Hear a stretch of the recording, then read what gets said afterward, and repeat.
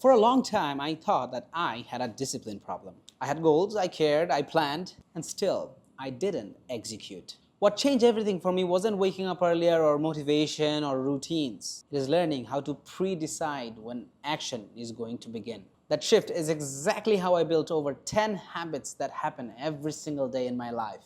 Once I stopped asking my brain to decide in that exact moment, everything changed. And I'll show you exactly how. And there's a psychological framework behind this that almost no one talks about. So what is the execution problem that I'm trying to say here, right? So let's say this is you. Again, I always like to start with you.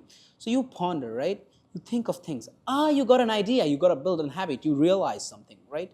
You're fantasizing right now about that habit. And now that is your goal, right? You want to cross that goal. Guess what? Whenever you're walking, somehow it falls and you fall. And you never reach to the goal. It happens all the time with habits or with big goals. It happens because you want and you were endorsed yourself with the feeling of getting it done, but you never got it done and you never started it. And that's just the problem. Well, I read a research paper, right? And it says, and it codifies this as the initiation of action is something that is missing. We initiate goals, but we do not initiate actions. So basically, this research paper proposes an action phase model, okay? So when you want, right, you choose a goal, right? And then you start the goal, and then there's finishing, and then there's evaluating of your goal. Guess what? When you choose a goal, right, and then there's starting, right? In these moments is the gap you fall behind, and you cannot cross this bridge, I would say.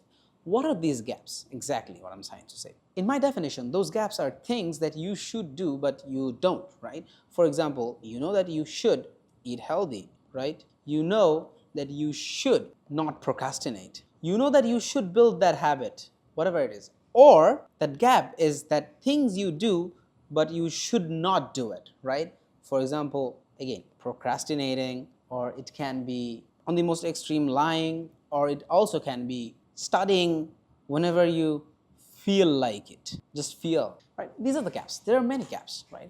This can be broken down into many different sectors, and we'll not go there today, right? Now, let's talk about the moment of action novelty, right? People are not excited about action. That's the problem. They're just excited that, oh, they're gonna do this thing, and they're excited the moment that they're thinking about it for the first time.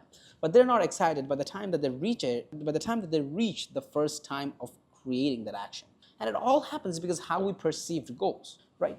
So let's say you have an idea, right? You have an up moment, right? Whatever. You try to act, but then you fall off, as I said.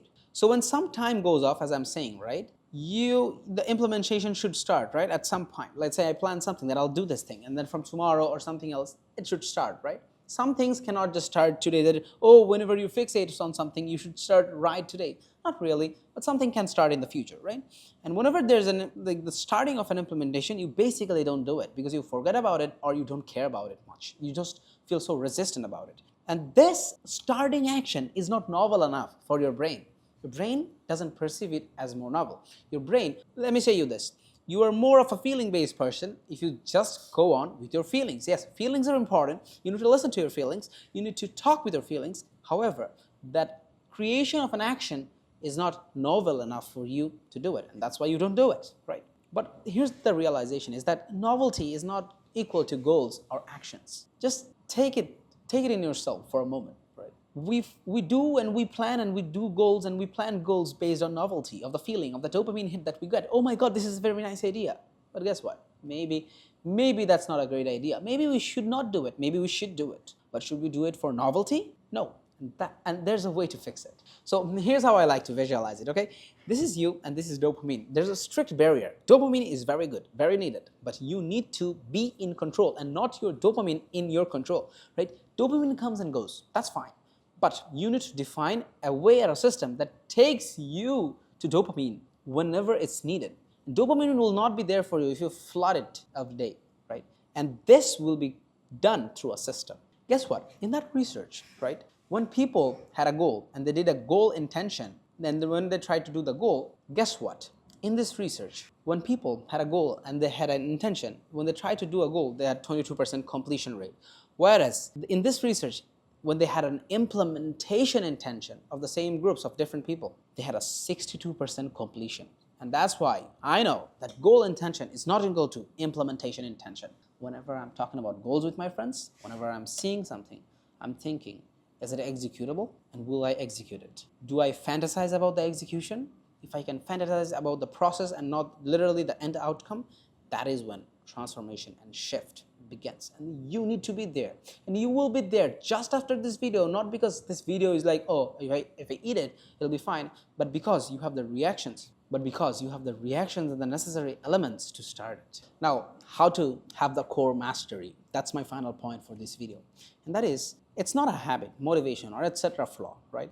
I think of it like a bad cue system. Okay, I think when I realized this, everything changed. When I wanted to do something, I couldn't do it. But when I realized this, everything changed. How? Let me see. What is a cue? Cue is a certain thing that gives a signal to your brain that allows your brain to do something kind of most probably and most of the time automatically.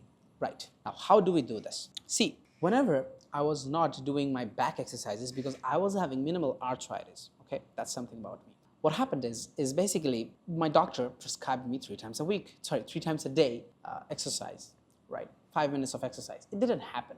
But do you know what happened? When I told myself that I'm only gonna do those before eating my lunch, before eating my dinner, and right after waking up every single day, it happened.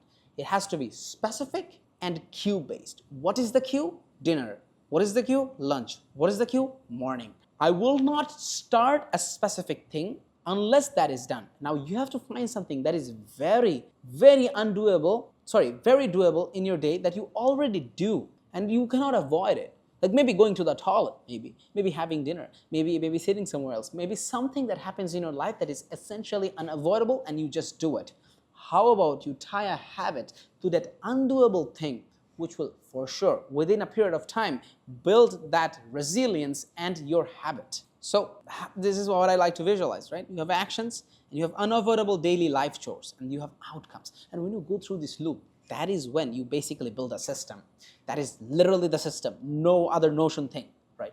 And that creates habits. And you know, oh my God, I'm following habits. How? You're following habits because you're just following it. And then throughout those habits, you build character. And that is mastery, because we cannot build habits normally. Either a bad habit has to be grown through a new habit, or a new habit has to be formed through cue-based systems, because we are humans and we cannot make decisions every single day at every single point of our day. Like, should I do this at that time? Should I do this at that time? No. You know what your cue is, and you only do that specific habit and that specific thing on that specific set time that you did based on the cue. So you don't need to even count your time. Oh, at 10 p.m. I'm going to do that. No. Before bedtime, I'll have like this pill of vitamins. Bedtime is a cue, bed is a cue, sleep is a cue. The action is eating pills that you want to, like for vitamins and everything, and that happens automatically because you just allow yourself to do it on that specific time. Again, any habit that you want to build must be related to a cue, or else it is a total failure most of the times, because we're not built for willpower, and willpower is built through this system, right? And I hope that helped you today. Till then, see you in the next video.